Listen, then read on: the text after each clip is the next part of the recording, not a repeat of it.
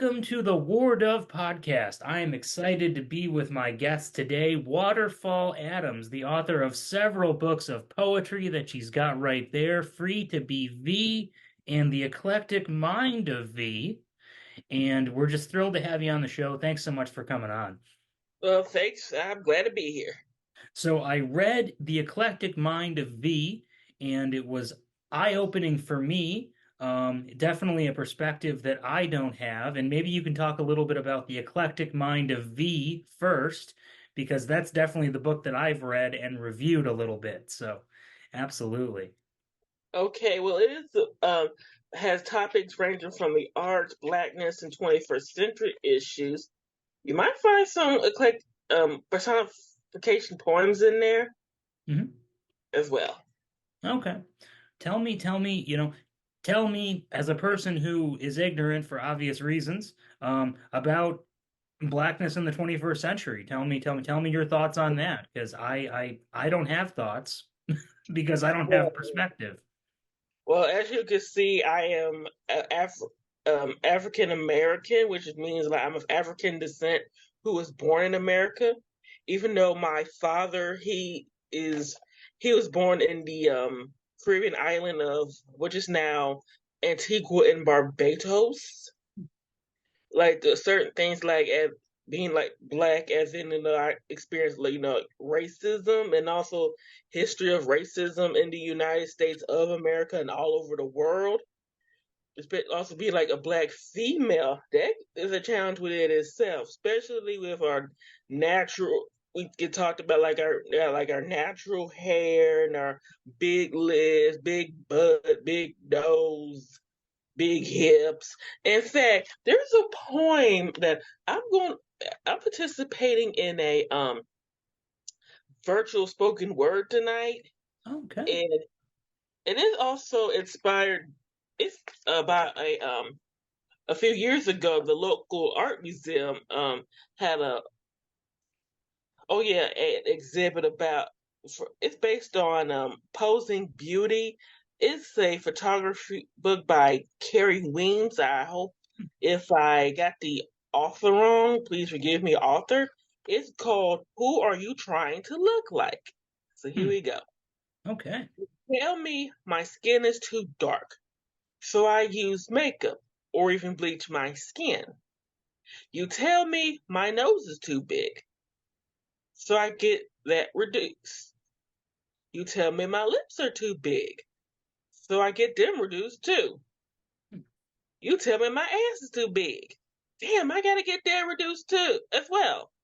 You tell me my hair is unruly, so I straighten my hair, even if it requires chemical warfare to achieve that good hair. But here's the kicker: you go out in the sun or to a tanning salon to darken your skin. You go incognito to a plastic surgeon. Here you walk out with lips swole on collagen. Depending on what you can afford, you have an injection shot in your ass cheeks and hips and style your hair with a certain Afrocentric panache like it's a fashion trend. Who are you trying to look like right now? Hmm. Me. Thank you. Interesting. Interesting. So there's sort of um what you're noticing, what you're seeing from your experience is a dichotomy of folks trying to tell you to look a different way, and then they're trying to look a different way that would embody those characteristics that they're trying to make negative in you. Yes, well, it's like been like a history of this. Like, for example, have you ever heard of the word colorism? I have not, no. Well, it is like a discrimination based on like the tone of somebody's skin. In fact, Hmm. this is something that my mother has experienced in the 70. She turned 70 yesterday. It's like, for example, my grandparents, God rest their souls, they had five children. My mother being the middle child, like her sisters, they have lighter skin, while my mom, she has darker skin and like kinky hair, like thick kinky hair, while her lighter skinned sisters have more let's say quote unquote good hair, if you catch my drift. Hmm. Like if you ever see a picture of like my mom and her siblings together, my mom's like easy to find. Hmm. And also there was like certain discriminate examples of colorism is like the paper bag test, like certain organizations, whatever, like if you're not lighter than a brown paper bag, you can't get in. But if you're that same shade or lighter, you can get in. Wow. And also there's like these high fashion magazines talk about how like do rags and like bamboo earrings and things like in the black or in the black community they call these like knots in like black people hair like mini buns, but they're really called bantu knots. Or these braids, like kind of like this, what one of the Kardashians had. They call them Kardashian braids. That's Hmm. really a style of cornrows that also been wearing for like centuries, like Africa. Hmm. Okay. I have a little bit interesting, I guess sort of an off-topic question, but not really. I do play the banjo quite a bit. My understanding is that the banjo originated in Africa as a traditional instrument. I'm not sure Yes, if you know anything about that. it's called the kora. The kora. Yes, and drums they originated in Africa, and so did like have you heard of the band Earth, Wind and Fire? Yes. Well, it's like rest in peace to what's that Maurice White. There's a certain little like a finger piano he would play. It's really called a kalimba. Kalimba. Hmm. Yes. Interesting. Yeah, I would like to get a book on the history of the banjo and its origins. I'm sure it's out there somewhere, but I just enjoy playing myself, and I was interested to learn a little bit about the history of the instrument just by surfing around the web because I'm obsessed with banjos and guitars and things of that nature. Um, Okay. And this also discussion we're having, it's also it reminds me of a poem that can be found and free to be thee. It's called "We Invented Rock and Roll." hmm, From the roots of the gospel, grew into some blues in the country. We have that has some jump in rhythm, of course. Add that jazz. Don't forget that boogie woogie. People tend to forget that a king's hit came from a big mama. A church lady gave an architect the blocks to build a music that can go hard, get heavy, be glam, be soft, be electric, played in a garage, and have folks rocking and rolling all over the world. hmm. Thank you. Lovely. Beautiful. Yeah. And that speaks to the eclectic nature of music in our, certainly in our American society. Um, I feel as though there's been multiculturalism has become cultural appropriation that then again became multiculturalism, at least in my view. I may be wrong on that, but there's definitely some mixing of cultures, but then it seems like it's taken in a Yeah, good way. yes. And I'm gonna break down this poem. Like for example, I meant like a king. Who's Hmm. considered the king of rock and roll? Uh, Off the top of my head, I think that would be Elvis. Yes. But You you know, remember that song, Hound Dog? mm-hmm, It was hmm. originally sung by Big Mama Thornton. Okay. And there was a late church lady. One of the pioneers was a lady named, I think, Sister Rosaletta Tharp. And you need to watch how she played guitar. And the architect of rock and roll, Little Richard, he always talking about they ain't never gave me nothing and stuff, which was true because yeah, you might want uh, you heard of Pat Boone? Hmm. Mhm. They had people at the time. This was before like copyright laws of 1976. They like covered his songs, and also heard tell how Michael Jackson he bought back Little Richard's catalog and gave it back to Little Richard. Hmm. That's something. And also, what else? Like glam rockers like David Bowie. And I forgot to mention in this point Tina Turner, since she was the queen. Hmm. I remember Tina Turner. Yeah. Yeah. I found your book very, very, very interesting. The Word of podcast is all about really us coming together as a human species, Hmm. and that's the goal of the channel. Because as far as I can see it, we are all stuck on some rock flying through space together. And until we learn to work together to get off this planet, some disaster might befall us. You know, we may get Okay. smacked by a big rock coming by and go extinct and never get the chance to explore the universe.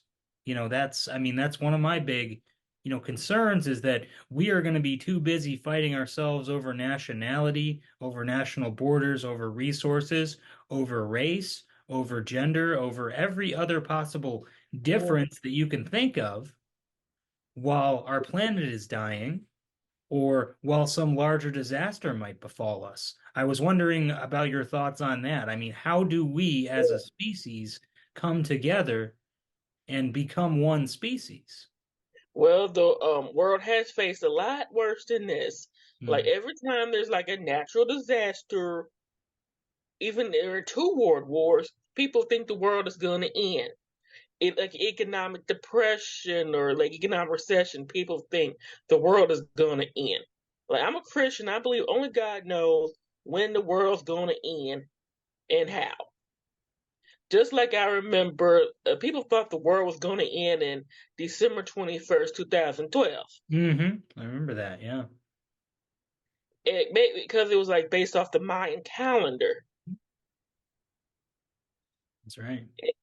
And then there was some YouTube channel called like the Breakfast Club of probably like a Mhm. radio station in New York. One of the hosts, Charlemagne the God, said something about like in the Bible, like only God knows when the world's going to end. Yeah, only God, Yeah. He knows. Only God knows. Not even Jesus knows. Only God knows. Besides, a parent don't tell his child everything, so hey. Yeah, yeah, I know that's true. A parent does not tell their child everything. That Yes, is just so like true. people thought Obama was the Antichrist or like Hmm. Trump was the devil or Bush the son is the devil. Like the world's gonna end. The only God knows when it's gonna end. Or a higher power only knows. Right, right. There's Yeah, nothing to worry about there. yeah, yeah. Only God knows, that's for sure. But I really would like to see us as a species, as one human family come together. I would like to see that happen. I wish it could happen because, you look at children playing on the playground, they don't have racism. It doesn't seem like they do. It doesn't seem like they do. It seems like hatred and anger is learned. It's instilled by society, by Mhm. parents, by institutions later on as we grow up. True. That's the way it seems to me. I could be wrong, but I would like to see us be what the gospel says, be like little children. Unless you're like little children, you can't enter the kingdom of heaven, you know? And little Mhm. children don't seem to have that hate in them. It seems like it's grown over, over I don't think it's experience, I think it's taught. And it's really True. messed up. It's really sad. Yeah, like I remember my aunt said something about like the world is the white man's world. It's not the white man's world. The world belongs to God, and if it was the white man's world, I wouldn't be on the earth. Mm, yeah, the world does belong to God, that's for sure. After all, he created it anyway. Yeah, he created it. I think we all own it. And I would, I'd just like to see us find a way to get along together, all of us as one human species. I mean, I see all these wars going on all over the world.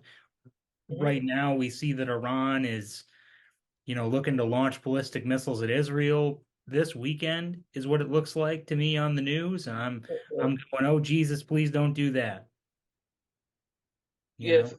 there's always been like conflicts in different countries since like before we were even born, like long, long time. And Yeah. this world has, like I said, oh, and also times of like with the COVID pandemic and like the Black Plague and Hmm. other type of things that had to do with like dangerous diseases, people thought the world was going to end. Hmm. Hmm. Yeah, there's been a lot of challenges and sort of sitting on the precipice, if you will, for humanity. And the bubonic plague, back in the Middle Ages, that was certainly one of them. I mean, you were talking, you know, eight, you got 10 people in a room, eight of them are, going to be dead by the morning. I mean, they couldn't find space to bury the bodies. That was terrifying. I mean, it must have been terrifying. I don't blame people for thinking that was the end of the world, I'll tell you that much. That's something else. Oh yes.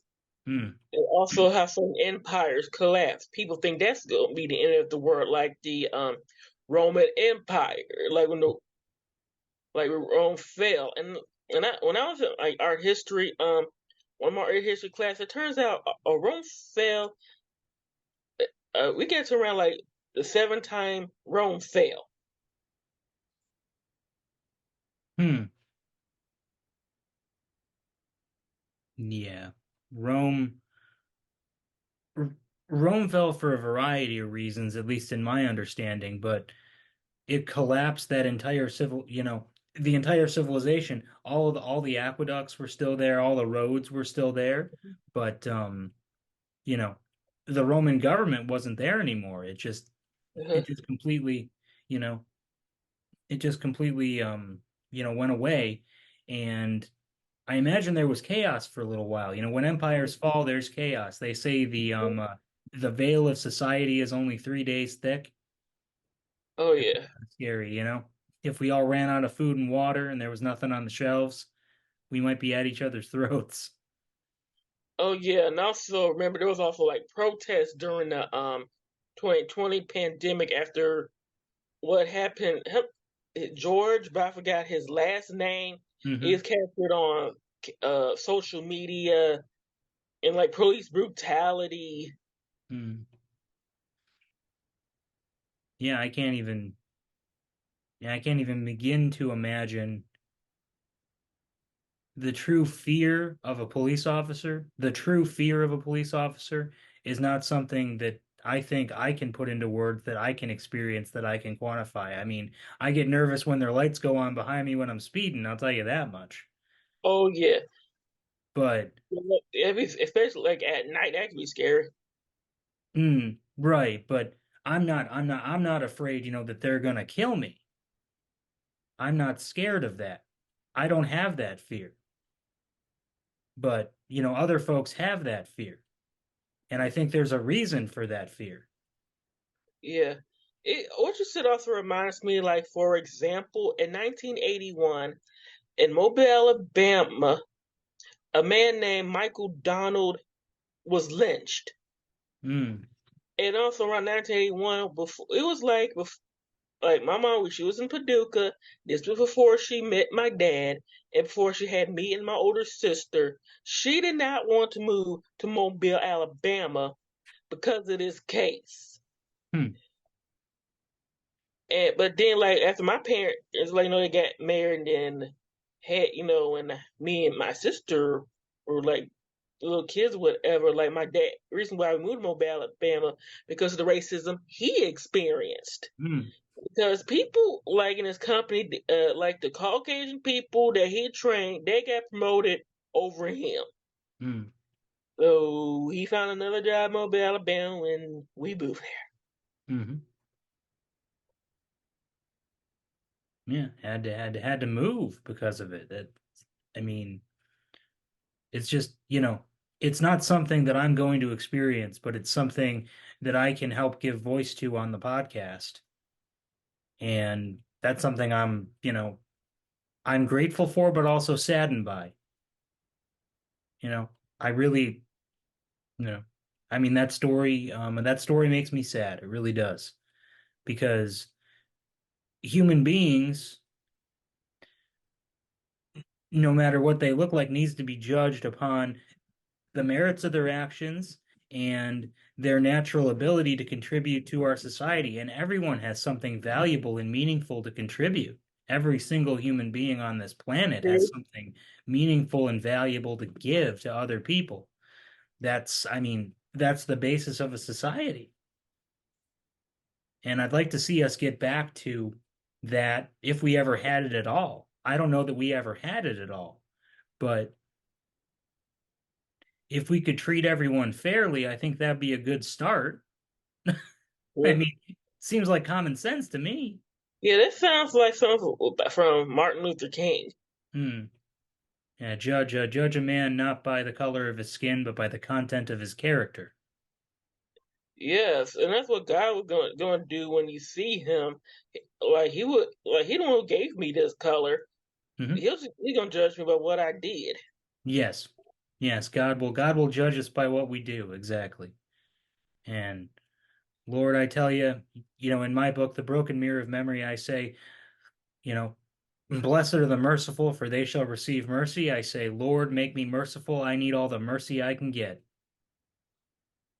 I truly do. I need all the mercy I can get because I'm a sinner. I know I am. I'm an imperfect being. Uh, Oh, a nice like curtain behind you. Oh, thank you. That's the Grateful Dead. I'm a I'm Oh, I'm a big Dead head. And I like a lot of Jerry Garcia. So, I like a lot of 1960s rock and folk and stuff like that. And like Rolling Stones. kind of sorta a little bit more Woodstock. I mean, Oh, well, I'm not sure if the Rolling Stones were at Woodstock or not. They I might don't have know been. the word, but I know where they got their name from. Hmm. Their name came from a blues musician, an African American blues musician named Muddy Waters. That's one of his songs. Muddy Waters. Yes.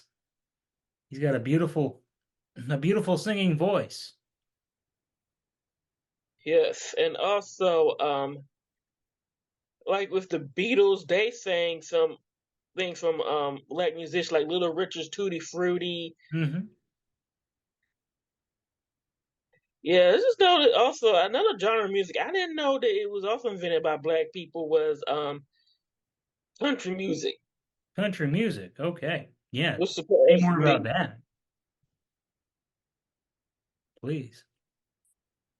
Oh yeah, I need to look up more information about that. But I saw looked up on Google like genres that were invented by black people, and I was surprised to see country music. Hmm. I'm also surprised to hear country music.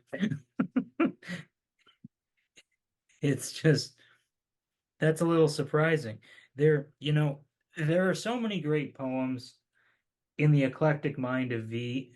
I would urge every one of my listeners, my viewers to go out and check out the book because it really offers a perspective that you may not have. And writing really is about expanding perspectives. It's about sharing our truth with the world, and that's what you've done with the eclectic mind of V and your other books as well. That will give you another chance to, you know, show Yes, so I folks will can include a link to my second book. absolutely. Please do. Please do. One I liked was Working Progress. It sounded like work in progress. It said, I am just a working progress. I cannot go to sleep on my career, freedom, life, and money, or else the rug can get pulled from under me. I have to keep learning. I have to adapt through times that are faster than what I or anyone else expected. Things are not things are not what it was a long time ago. Evolve or die. that's my view of our current society. True. And Like it's for I'm sorry to interrupt, but for example, my therapist who retired, he graduated from college in the 1970s. Mhm. And he was working in the local newspaper as like that department, like you see like all those ads in the newspaper, all these coupons. Well, he was in that department. He worked there until around probably 2005, I think. That's when he lost his job. His job had no problems with him or whatever. He lost his job, so he was like in his 50s when it happened. So he went back to school and became a therapist. Mhm. I mean, sometimes you gotta adapt, and you gotta adapt fast sometimes. Life really comes at you. But, that's, your poem there, that's how I feel about our world, our species, our progress as one humanity. It just, we gotta keep working on it. We don't have a choice. We gotta, you know, and it's true for so many folks in their lives too, but it's true for us as one human family. We really got to keep working on it, man. And we got to adapt fast and move fast. True. Like it kind of also reminds me of the book that I'm working on. It's not a poetic book. It's called Make Money While Sitting on Your A, United States of America, dollar sign, dollar sign. Like for example, like parents or legal guardians are like older generations, they shouldn't be pressuring a person of the younger generations to like get into a certain career, go to a certain college, Hmm. or run the family business. But by the time, let's say that kid is old enough to get a job permit or graduate from high school, that certain university isn't going to be there, Hmm. or that job isn't going to be there because certain jobs and certain industries do die. Oh, and they are. And by I saw that I saw online in a news article that Elon Musk wants there to be more robots than human beings on the planet by 2050. And they're going to take over all of the production jobs, all the factory jobs worldwide. We're going to have some kind of universal basic income if we continue to use money as a basis for our exchange, because I don't think anyone's going to have a job. And there's like artificial intelligence. Whenever people think of artificial intelligence, they will think of the Terminator franchise, even Mhm. like the Matrix franchise the first one came out like 25 years ago. Mhm. And I was reading some books about AI. It's like something that you control it, not Mhm. something that will control you. Mhm. And this still kind of reminds me of this book right here from Paul B. Brown with Charles S. Kiefer and Leonard A. Schelling Singer. Well, if I said your names wrong, I'm sorry. It's called Oh, Own your One. future. How to Think Like an Entrepreneur and Thrive in an Unpredictable Economy. Like this one, like this, like in the back of the book, this part of the description, it really did speak to me. Like, for example, rented a movie from a standalone video store lately, dropped off photos for processing, used a travel agent to book a routine vacation. Probably not. The trend of entire industries disappearing is only accelerating. Hmm. Desktop computers are endangered. So are landlines. Fax machines are now as quaint as dial up internet and rotary phones. And the list goes on, and it seems to grow longer by the day. In an age of constant layoffs, in a work environment where entire industries can disappear seemingly overnight, job security is a bygone concept. It's a myth, actually. Hmm. And when uncertainty is the norm, the very idea of career planning is obsolete. So, what can you do to improve your prospects when you don't even know what careers will survive? Yeah, you gotta, yeah, folks have to wonder because not only is technology taking away, jobs, but, just with, you can now go online and book a trip, for instance, but I am really concerned in another 50, 100 years that there may not be factory jobs anywhere on the planet anymore. And that can either lead to a universal basic income, like I said, if we choose to continue to use money as a means of exchange, if we choose to structure our society that way still, or it can lead to a very large underclass of, folks who don't have any work and any money, and they're not able to buy the things that they need to survive. And I fear that we're going to go with the latter. I mean, Yeah. Also, also I'm also looking at certain classes I want to take to like kind of increase my like skills or whatever. And also AI. There's some like writers that use AI. I don't really use it because I want to make sure that my work is original, that came from actually me. it came from in here, exactly. Because the AI hadn't really worked on like the originality kind of like part yet or whatever. Because it might plagiarize from somebody, and I don't want to Mm, get. right. Yeah, AI is a real, it's a really interesting problem for writers because, I tested it out. I didn't publish it, but I had AI write an entire fiction book for me. Just, I wonder if it can do it. Oh, it can write a short story book, no problem. And to me, that just takes away from the creativity of folks like yourself, you know, because we're both authors here, it takes away from the creativity from folks like us who are trying to put our soul into the world. And then you can have a computer do it.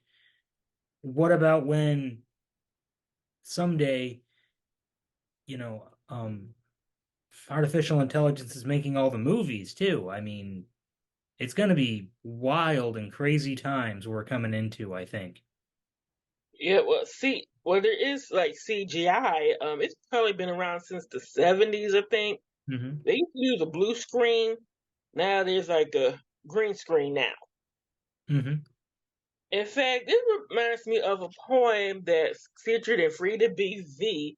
It's called Technology of Youth, or Tech of Youth. Tech of youth.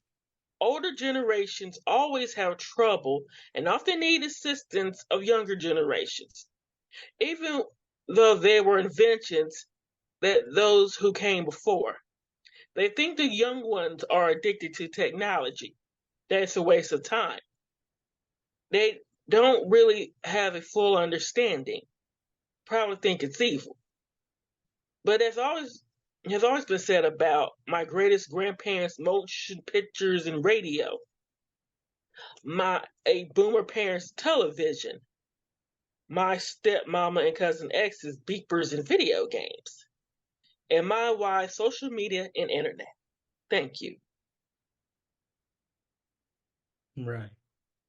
It's yeah, the older generations always seem to have a problem adjusting to technology, and the older generations always seem to think that the younger generation coming up, um, there's something inherently wrong with them. They don't have a work ethic, they're lazy, and when you look back in history, you can find examples from the Roman Empire, like we were talking about before.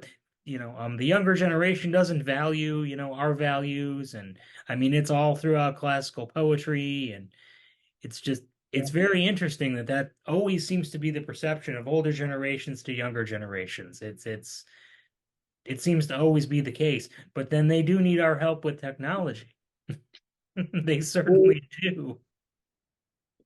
Yes, it's also might be when I do write up another book again, a poetry book again. It's kind of inspiring me to like workforce of youth, and also Like for example, like I'm a millennial. Before the 2008, I was known as Generation Y, which means I was born probably around like ranging 1981 to 1996. Hmm. I remember when YouTube came out. I was in my final semester in high school, Mm. and I also remember MySpace and when Facebook came out. I remember Y2K. Hmm. I remember I remember Y2K as we were well. playing video games and like video game consoles and like kids like friends' houses and in the arcade. Hmm. I remember I used to put like coins or dollars in the arcade, but now you have like a card you can load money on in the arcades now. Wow. Yeah, they figured it was probably easier to take the card than it was to take the coins and the dollar bills. It just, True.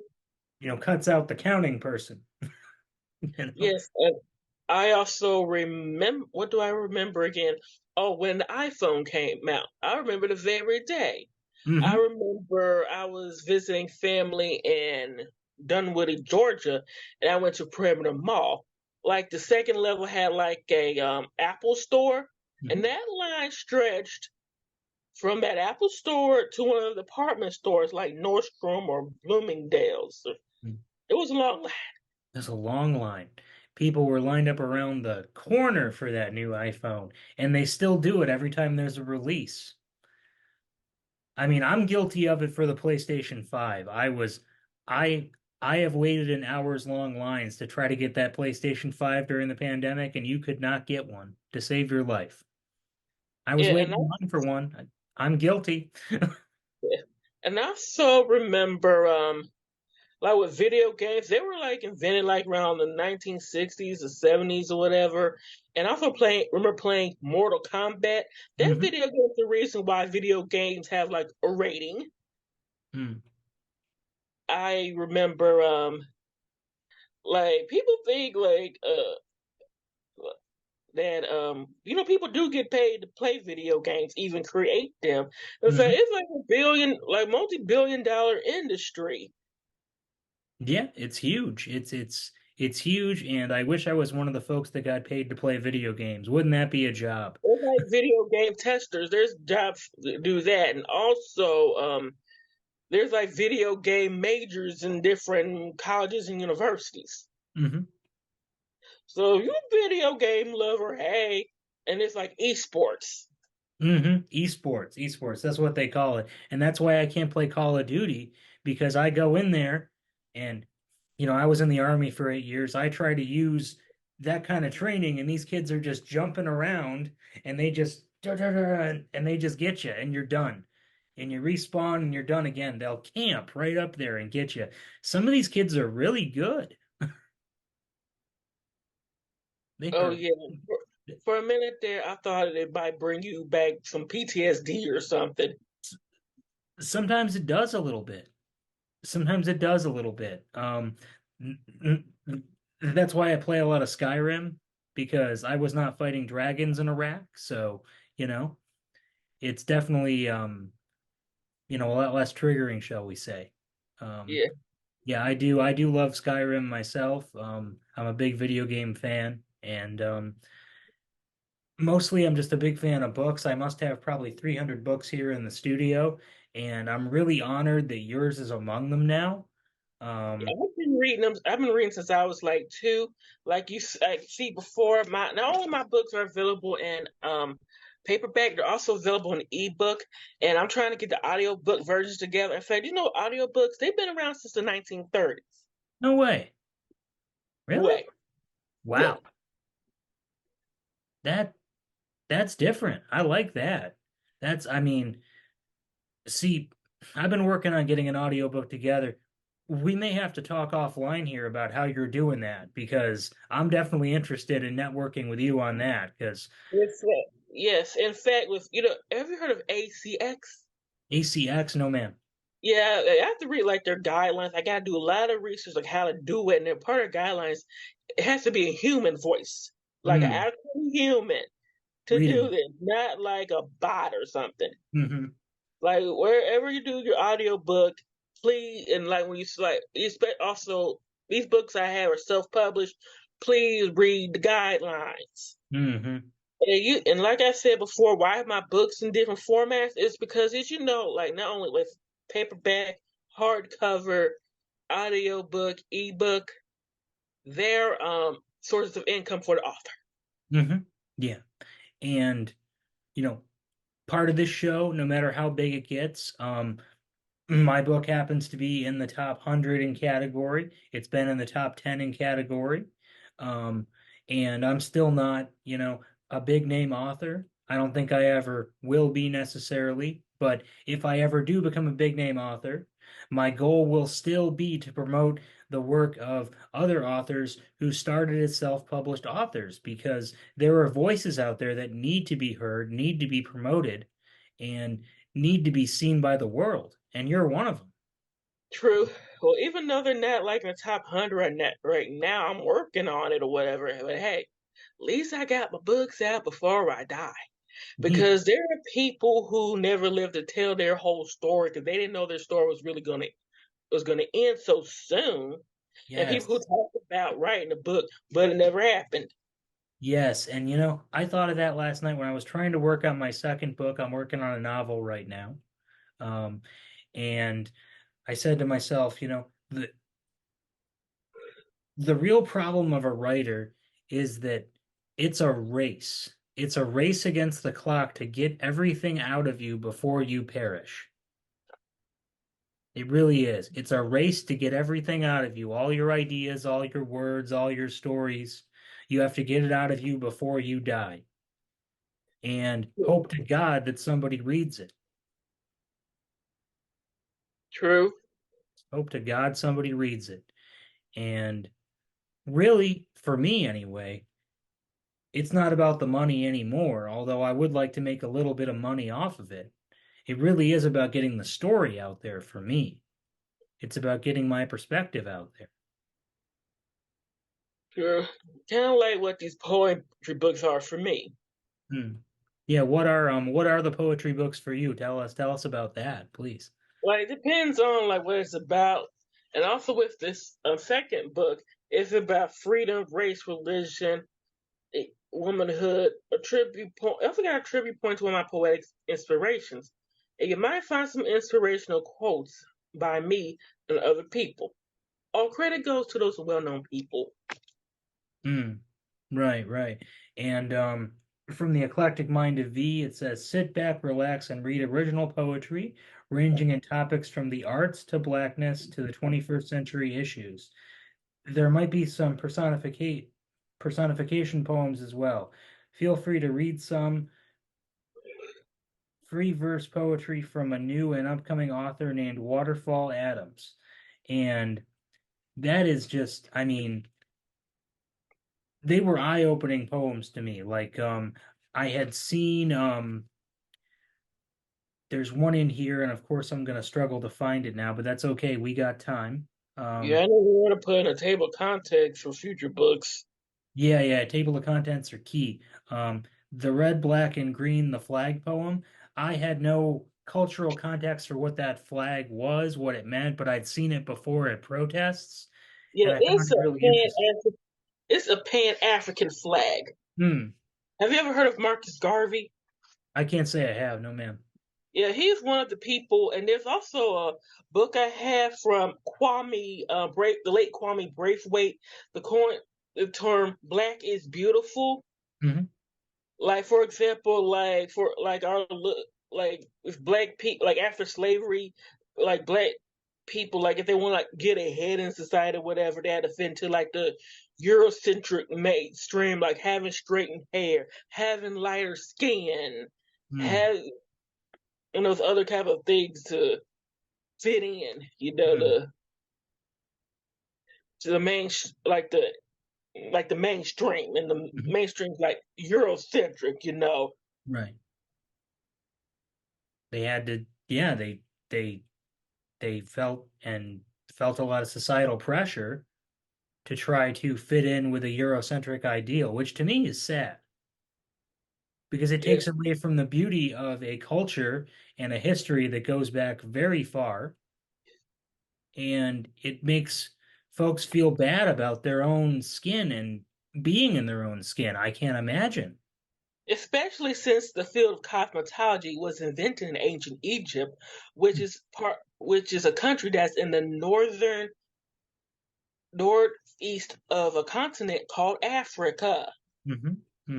Like it takes me off like every time like you see like something about ancient Egypt, you'll see something like 1963 Cleopatra or people with lighter skin. But Hmm. get this, they like archaeologists, they found like pigs, like with Afro pigs, like pick the hair out, like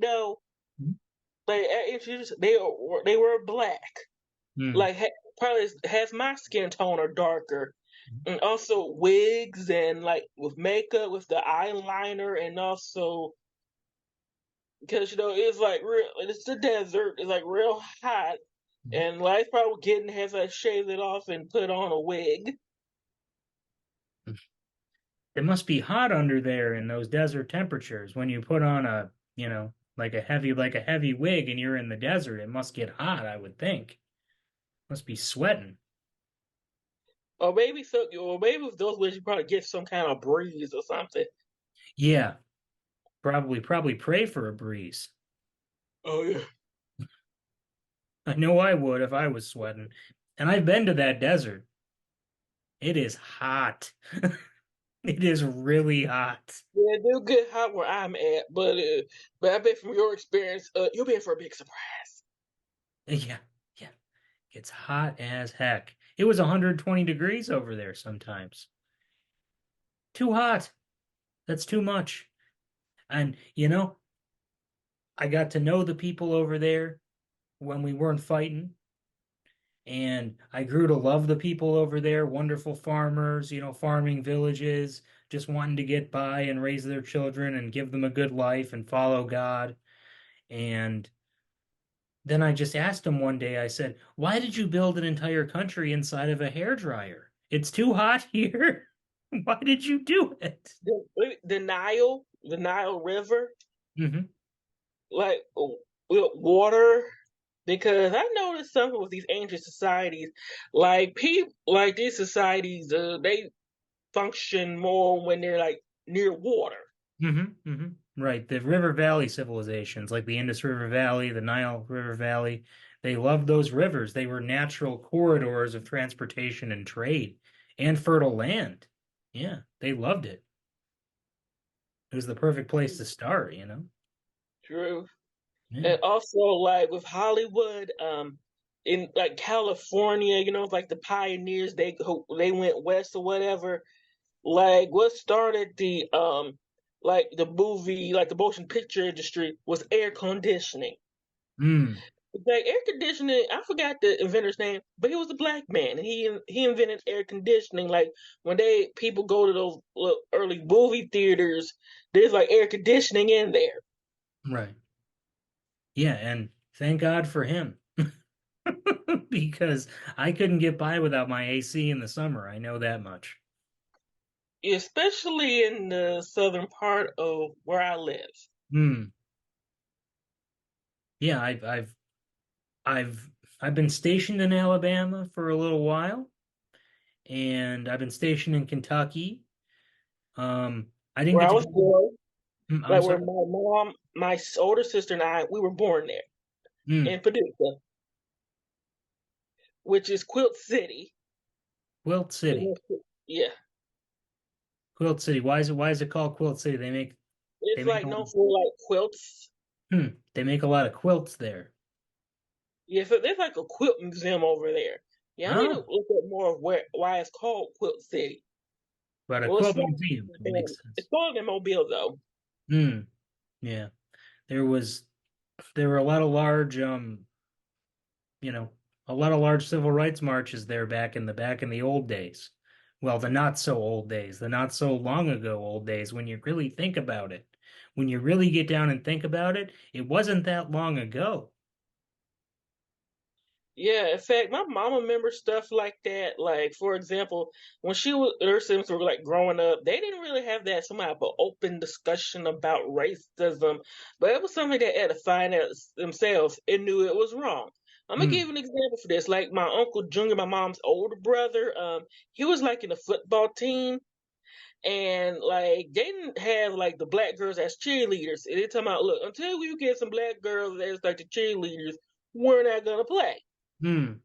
So they let them in, and that's also one of the ways, like kind of like how my mother's older sister and my mother, like the sister that came after her, like they were like the first black homecoming queens in that town ever, ever. Yeah. Yeah. I don't. I just. I Like, guess I've never understood why the I don't know. I guess I've just, I mean, I've never really understood why the divide, why the anger, why the racism, and why is our society structured in such a way that feels the need to oppress other people based upon the color of their skin. I don't understand it. It doesn't make sense to me. It never, stupidity, I mean, yeah, ignorance, and stupidity. it's stupidity. It's ignorance and stupidity. I think that's a good an explanation as any. It makes a lot of sense. Just Yes, it does. I just don't get it. I mean, and I don't have that experience. And I'm thankful for you coming on to share your experience with us, both through your writing and through your words. Um, you know, it's an important perspective that needs to be shared, needs to be shouted from the rooftops, because we need to come together as one human species, is once again my view, come together while celebrating our differences and the wonders of our cultures.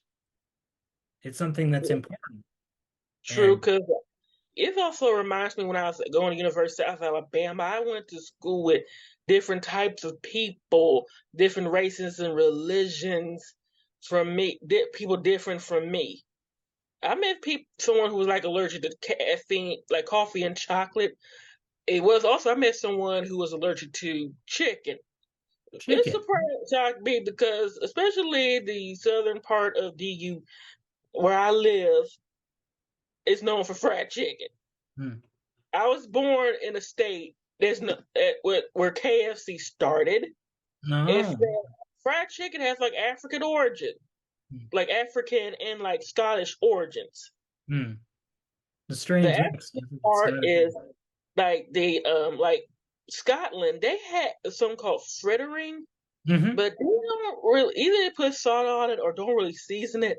But like in like West Africa, where they have like palm oil to fry the chicken, they season the chicken before they Hmm. cook. But they will season it. Right.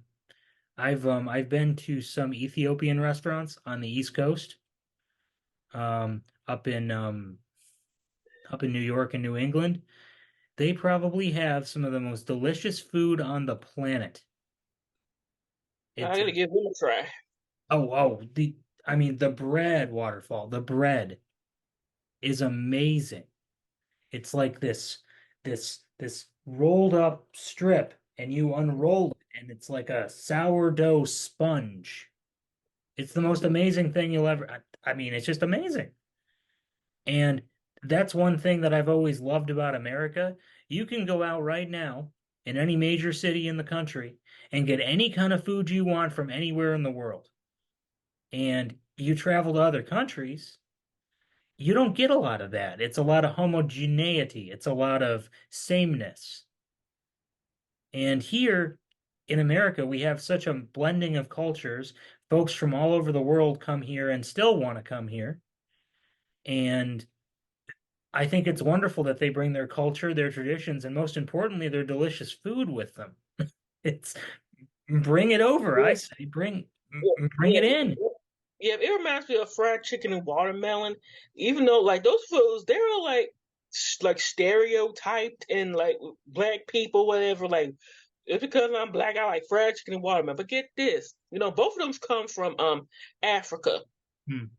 Yeah, watermelon. And at the end of slavery or whatever, they didn't know how to read or they would have an education, but they do know how to fry some chicken and grow some watermelon. Hmm. Those are like symbols of freedom, Hmm. financial freedom.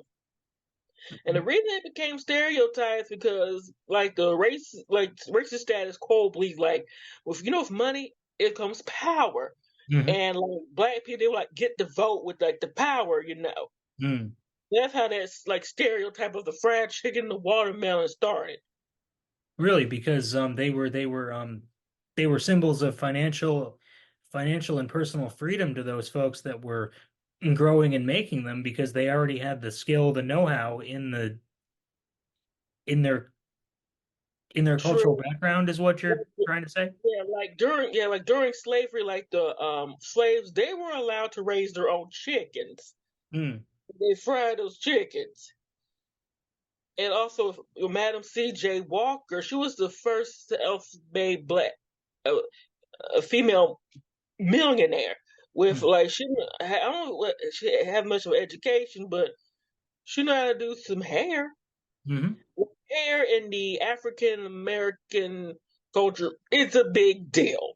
Hmm. Okay, like before colonization of Africa's like the hairstyle you wear, it tells like what like the people's like I ain't gonna say tribes, but like the peoples you come from, and also like a certain age, like men, women, and like children have like their own like unique hairstyle will tell someone's age, or if like their hair is messed up, they might think that person's like in mourning or lost their mind. Hmm. So hair is very important. Yes. Hmm. Interesting. Yeah, it's I've only experienced um I don't quite know how to put it. I don't want to sound wrong or insensitive, but I was in um I was in the army and I was going to get a haircut because my hair was out of regulation. And in the Uh-huh. army, having your hair right is a big important thing. You have to be within a certain length and everything like that. I walked into a salon and I'll put it this way, it was not in my part of the city, okay? Okay. So I walked into a salon and said, "Hey there, I need a haircut. I'm in the army. I was in uniform." And they said, "Oh, honey, we don't do your hair here." And I said, Oh. "Oh, okay, I'm sorry." I walked out. I felt so stupid.